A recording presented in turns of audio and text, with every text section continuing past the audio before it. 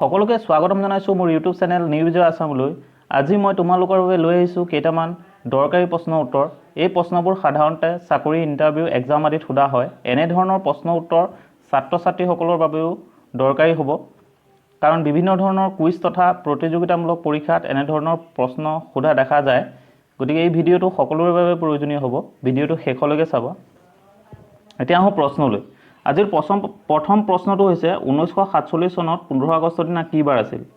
আমি সকলোৱে জানো 1947 চনত 15 আগষ্টৰ দিনা ভাৰতবৰ্ষ স্বাধীন হৈছিল, কিন্তু 15 আগষ্টৰ দিনা কি বাৰ আছিল বাৰু? ইয়াৰ উত্তৰটো হৈছে শুক্ৰবাৰ আছিল। ছাত্ৰ ছাত্ৰীসকলে প্ৰশ্নবোৰ নোট কৰি গ'লে ভাল হ'ব। তোমালোকে নোট কৰি ল'বা, কাৰণ পাছত তোমালোকে চাব পাৰিবা। 2 নম্বৰ প্ৰশ্নটো হৈছে ভাৰতৰ প্ৰথম বোলছবিখনৰ নাম কি আছিল?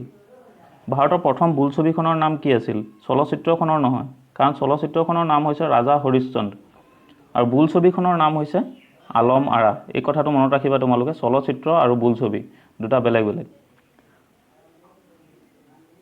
3 নম্বৰ প্ৰশ্নটো হৈছে ভাৰতবৰ্ষৰ ৰিপাব্লিক কৰাৰ ধাৰণাটো ক'ৰ পৰা লোৱা হৈছে?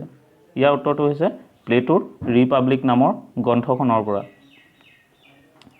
এনেধৰণৰ ভিডিঅ'সমূহ পাবলৈ তোমালোকে ভিডিঅ'টো লাইক কৰি দিবা, চেনেলটোক ছাবস্ক্ৰাইব কৰি দিবা। এতিয়া আহোঁ 4 নম্বৰ প্ৰশ্নটোলৈ। অসম সাহিত্য সভাৰ জন্ম কোন চনত হৈছিল? ইয়াৰ উত্তৰটো হৈছে 1917 চনত। ক'ত হৈছিলে? শিৱসাগৰত হৈছিলে, মনত ৰাখিবা। 5 নম্বৰটো হৈছে প্ৰশ্নটো হৈছে চিপাহী বিদ্ৰোহ কিমান চনত হৈছিল? উত্তৰটো হৈছে 1857 চনত।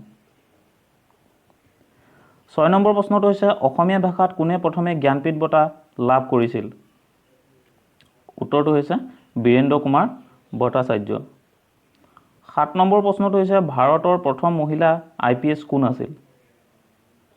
উত্তৰটো হৈছে কিৰণ বেদী। 8 নম্বৰ প্ৰশ্নটো নবেল বঁটা লাভ কৰা প্ৰথমগৰাকী ভাৰতীয় কোন?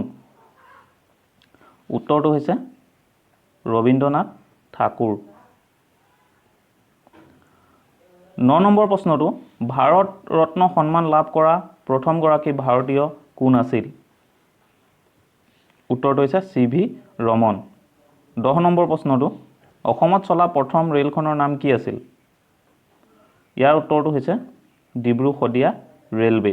এইটো আছিলে একেবাৰে শেষৰ প্ৰশ্ন। এতিয়া তোমালোকৰ বাবে মই এটা প্ৰশ্ন দি দিছোঁ, ইয়াৰ উত্তৰটো তোমালোকে কমেণ্ট কৰি জনাবা। জ্যোতিপ্ৰসাদ আগৰৱালাৰ পত্নীৰ নাম কি আছিল? এই উত্তৰটো তোমালোকে কমেণ্ট বক্সত জনাবা দেই।